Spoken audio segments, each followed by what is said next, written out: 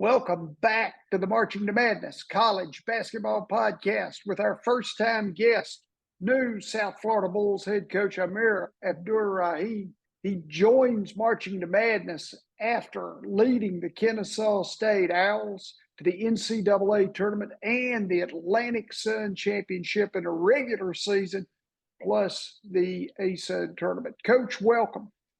And thanks for having me on. It's good to be here. It's good to be here saying go Bulls. There you go. Your brother, the leader of the G League, he played 12 years in the NBA, Sharif Abdur-Rahim. As you look at his career, what were you guys able to learn from each other that allowed you to a high level? I think I don't know what we learned. I know what I learned from him. I'm not sure what he's learned from me. What I learned from him was work ethic, treating people the right way, putting your all into your craft. But I think what we both learned from our parents. And that was just to whatever you do it to the best of your ability. You finish what you started. And so I think he'd probably tell you the same thing, the values and the principles that our parents raised us on have carried us to the points we are in our careers respectively. As you think about your 4 years with the Owls, what was the key in being able to turn Kennesaw State from a one-win team in your first year to going to 26 wins in those championships in the NCAA berth only 3 years later in your fourth season? People. I've said it before.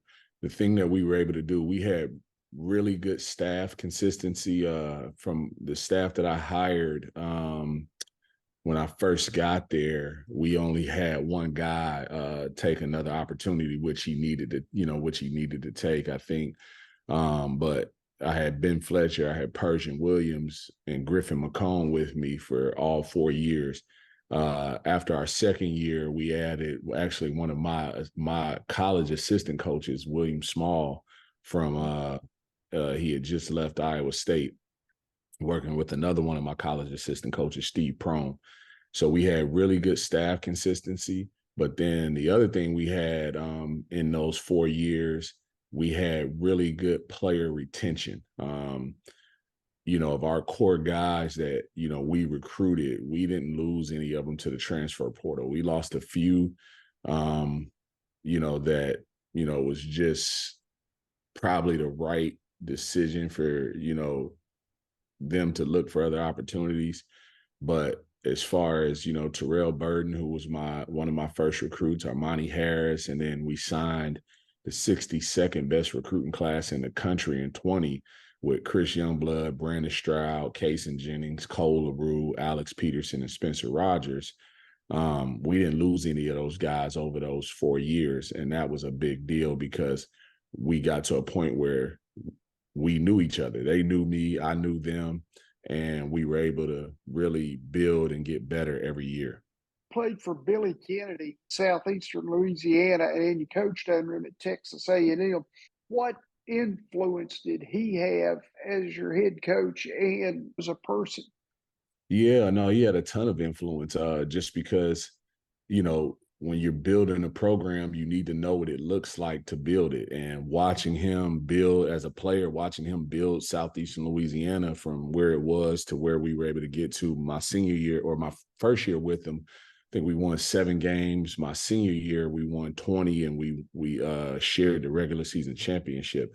The following year, they won the Southland Conference tournament and went to the NCAA tournament. So watching him build that as a player, and then I got my start in the business under him at Murray State as a graduate assistant and then an assistant coach. And what most people didn't realize about Murray State, because the tradition is so rich, is our first year there when I was a GA, and I think Steve Prone was an assistant, Chad Dollar and Dusty May, they had to sign 11 guys that first spring. And so it wasn't like the normal, a coach takes over at Murray State, has a good team, and they win right away. We had to reestablish the roster. We had to reestablish the tradition that goes with being there. And That first year we won 16 games, I think, kept the winning streak, winning season streak going. And then by year 4, we were in the tournament and beating Vandy. We had won the Southland Conference tournament. So, and then even at A&M, for coach to go, I was with him 4 years at A&M, and we went to 2 Sweet 16s in 3 years. So I watched him build 3 different programs, really using the same blueprint of hard work, habits, core values, and most importantly, recruiting not only good players, but good people. And so having that blueprint, having seen it a number of different times, I was able to go into Kennesaw State and really, have an idea of what I wanted to do and how I wanted to do it. Discuss your system and how you look at building the Bulls program off your beliefs and, your objectives. Yeah, everything we do is built off player development. Because if our players get better, we have a rule in our program from April to August, it's about them. We're not doing a whole lot of team stuff. I'm not working on defense in the summer.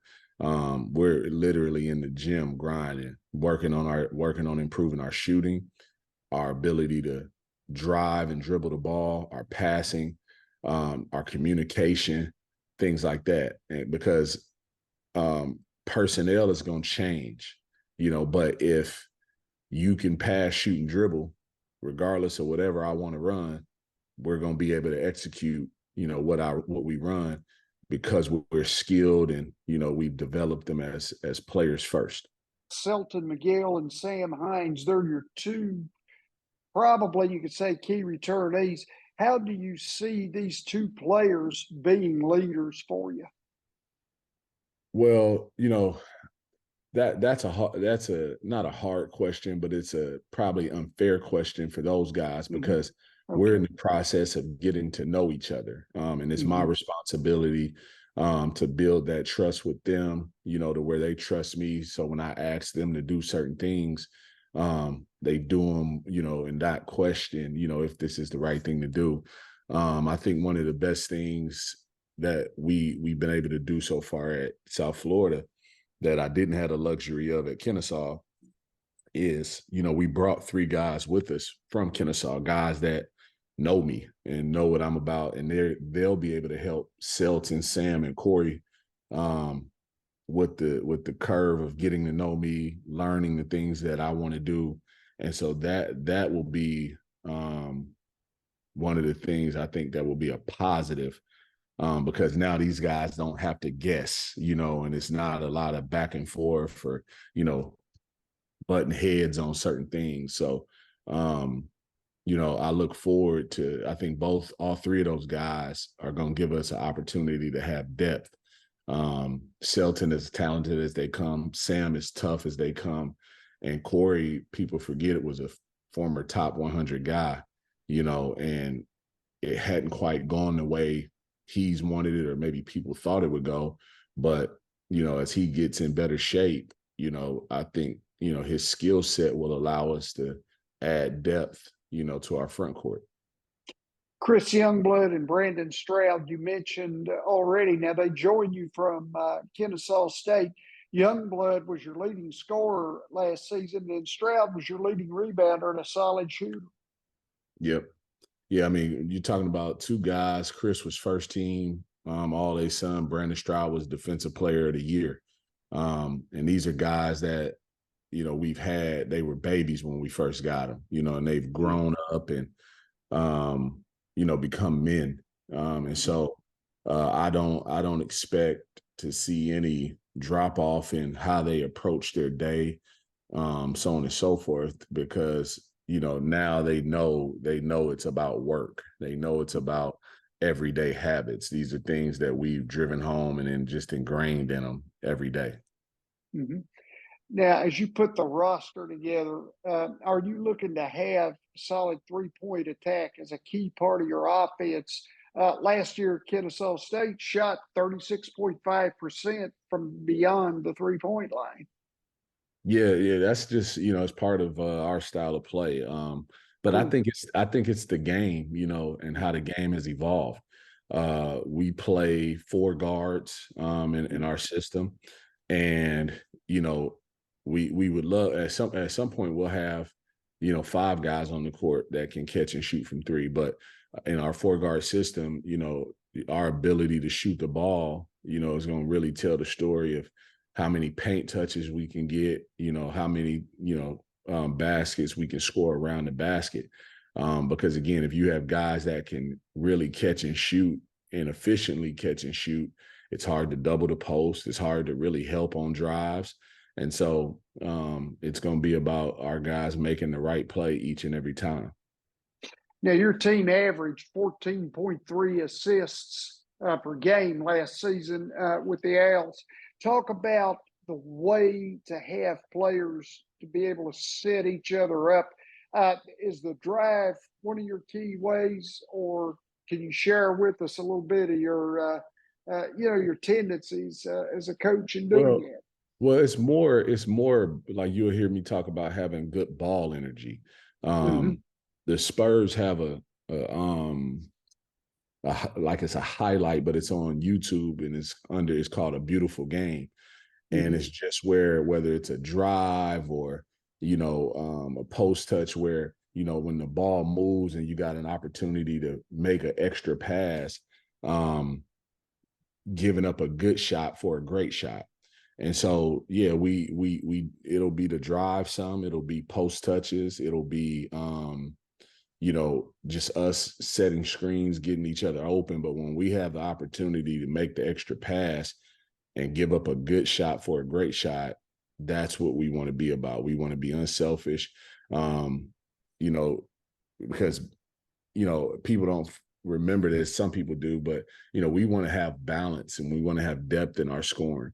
I think last year at Kennesaw, we had five guys, I believe it was 5 or 6 guys averaged somewhere between 8 points. And I think Youngblood led us at about 13 or 14 a game. And what that did, it was like nights where like Kaysen Jennings, who's here with us from Kennesaw too, like Kaysen, was a guy I think may have averaged 8 or 9 points last year, something like that.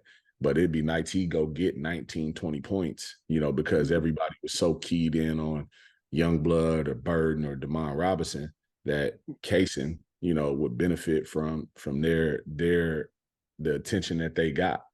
And so we want to have the same thing. We want to have balance here at South Florida. So you can't just key in on one guy and take one guy away. Okay, if you want to take Chris Youngblood away, then Kobe Knox can go get 18. If you want to take Kobe Knox away, then Selton Miguel's capable of going to get 20. If you want to take Selton away, so on and so forth. Kaysen Pryor is capable of going to get, 20, 20, 25, and so we want to have balance, but we want to have ball energy, an unselfish team. Coach, I read a really good article when you were hired. It talked about, you're still taking a hard look at the high school level, and then you're interested in maintaining the Tampa Bay area as a key recruiting position. Yeah, absolutely. The model of what collegiate sports it wasn't broken. They just added this transfer portal to it, and I understand people want to get older. Like I know that's important, but I still think being able to recruit the high school level, get a group of guys, and let them grow together, I think is one of the best ways to keep continuity in your program. And as those guys get older together, now you start winning together because they've been through it all together. And, when you look at the Tampa St. Pete area, man, there's just a load of talent. I this is not any knock on the previous staff or anything like that, because I don't know what their needs were at the time, but I just think about a guy like Janai Broome, who left here to go to Morehead State and now is at Auburn putting in work in the SEC. Man, like we can't let that guy, like whoever that next guy like him is, we can't let that guy get out of here. We got to do a great job of evaluating our local guys. You know, I'm so excited to have Kobe Knox back home in a South Florida uniform, because he's a guy that at 6'7", you know, with his ability to shoot, drive, and defend, you know, we want to be able to keep those guys home, not just because they're local guys, but we also want to pack the Yuengling Center out, you know, and if, you know, they got people that followed them in high school, if those same people can come 15, 20 minutes, you know, to Fowler Ave and watch them play, you keep those local guys and you get that local support as well. Last thing, Coach, college basketball is one of the more competitive sports we have on the dial. Last year, Florida Atlantic, San Diego State, and Miami into the Final Four for the first time in their histories. What's your take on last season's tournament? Yeah, no, I thought it was great. I thought it was great for college basketball, because, again, the model wasn't broken. Sure. You know, you watched what, you know, Coach Tang did at Kansas State. You know, I think they brought 11 new guys in. That was a heck of a coaching job, you know, Yeah. and I don't know how often coaches will be able to do that. It just speaks to the volume of who Coach Tang is as a person, to be able to get 11 new guys to buy into, you know, one goal, right? But you look at Florida Atlantic, and I'm almost sure like Dusty May had all those guys together for 2 or 3 years. Dusty and I are really good friends. We were both on Billy Kennedy's first staff at Murray State. And so just following him and knowing, and, you know, throughout the season and talking, like, yeah, like those guys had been together. And San Diego State, it was the same thing. Those guys had been together. And so I think it's proof that you don't necessarily have to rely on the transfer portal. You need to be prepared to operate in that space if you need to, but you can still take, like for us, we have 2 freshmen on our roster this year, Jaden Reed from New York and Daniel Tobaloba, who's from Nigeria, but went to high school out in Iowa. You know, we can keep, you know, we'll keep those 2 guys in our program for a long time, and you'll look up in a few years, and because they played on, they'll be on this first team with 4 guys who played in NCAA tournament last year, the 3 guys from Kennesaw and Kobe Knox. And Case and Pryor, who played for a junior college national championship. Those young guys will know what it takes to win, what winning is about, and knowing that it's a day in, day out commitment to having great habits. And so what it tells you is that you can still go recruit high school kids, develop them, and grow together in that way, you know, and you'll reap the benefit of having been together, right? But it also tells you that, you know, having older teams as well is beneficial, you know. But I think having older teams that have grown together is beneficial, you know. And that's, you know, when you look at our team last year at Kennesaw, that's what we were. We were an older team that was once, I'll never forget my second year? Yeah, my second year, we were the 4th youngest team in the country, and we lost a lot of close games, you know, that year. But if you look at last year, we benefited from having gone through that adversity of losing close games, and we won a lot of close games. And so connection really matters, you know, buy-in and connection amongst your group really matters. And so we're going to try to, you know, our goal is to be the toughest, most connected team in the country. Coach Amir Abdur-Rahim, the South Florida Bulls, year 1 of his program. Coach, it's a pleasure having you on here. I'll see you over at the Yuengling Center, and I wish you the best now going forward, getting ready for the 23-24 campaign. Thank you. I appreciate you having me on, Ken. Oh, sure. There you go.